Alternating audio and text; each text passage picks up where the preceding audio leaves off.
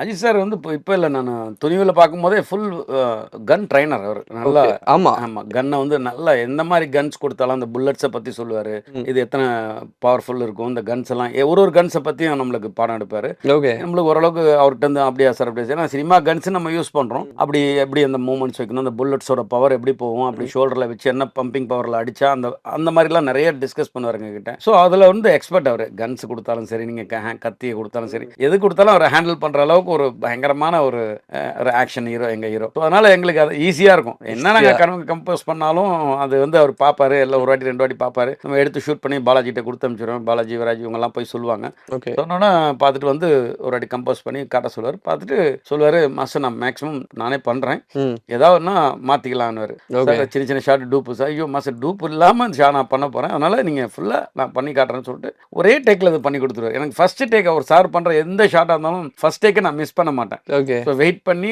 2 வாட்டி ரிகர்சல் பார்த்துட்டு பண்ணலான்னு சொல்லிட்டு இருக்கும்போது, அவர் வந்து பார்ப்பாரு. எல்லாம் வந்து என்ன மாரி இடத்துல டிஃபிகல்ட்டி இருக்குன்னு கேட்பாரு. ம். ம். அந்த மாரி இடத்துல இப்படின்னு அசிஸ்டன்ட்ஸ்லாம் சொல்லுவாங்க. சார் இங்க ரோல் போட்டு எந்திரிக்கும்போது, இங்க இங்க ஒரு பேலன்ஸ் குடுங்க. அந்த மாரி எல்லாத்தையும் கேட்டுட்டு, அவரு பண்ணும்போது, அவரோட ஸ்டைல்ல பண்ணும்போது, இன்னும் ம். ஒரு பயங்கர பூஸ்ட் பம்பா இருக்கும்.